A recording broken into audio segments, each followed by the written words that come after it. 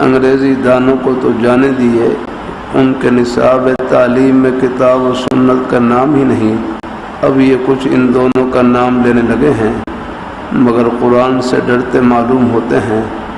مدارس عربیہ کے فارغ التحصیل حضرات کی تعداد بہت تھوڑی ہے، ان میں سے بعض کو علم ہوتا ہے مگر صحبت نصیب نہیں ہوتی۔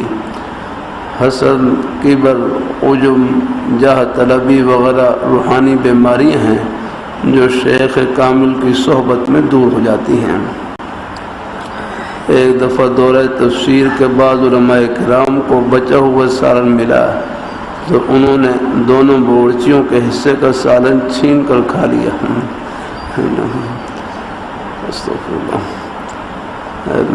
انہوں نے دونوں باورچیوں کے حصے کا سالن چھین کر کھا لیا، یہ ڈاکہ نہیں تو اور کیا ہے؟ اس سے ان میں تو میں سے بڑھ کر ہاتھا پائی تک نوبت پہنچی۔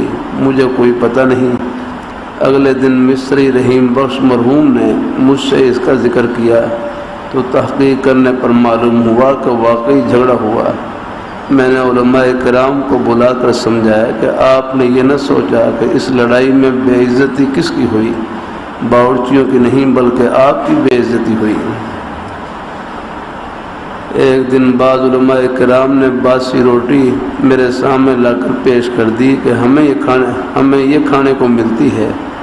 میں نے بتایا کہ ایک دفعہ میری بیوی بیمار تھی، لڑکی نے باسی ٹکڑے لا کر میرے سامنے رکھ دیے جو کئی دنوں کے جمع شدہ تھے اور ان میں تعفن پیدا ہو گیا تھا اور طبیعت قے کی طرف مائل ہو رہی تھی، لیکن میں نے نفس کو ڈانٹا کہ روز تازہ روٹی کھاتے تھے، آج اللہ نے باسی بھجوائی ہے تو یہی کھانی پڑے گی۔ میرے دادا پیر رحمہ اللہ کہ ہاں ایک دن کڑوا خربوزہ آیا تو سارا خود کھا گئے۔ ایک پھان خادم کو دے کر فرمایا کہ لو بھائی تم بھی چکھ لو، یہ نہ کہنا کہ آج مجھے حصہ نہیں ملا۔ اس نے زبان پر رکھا تو تھو تھو کرنے لگا۔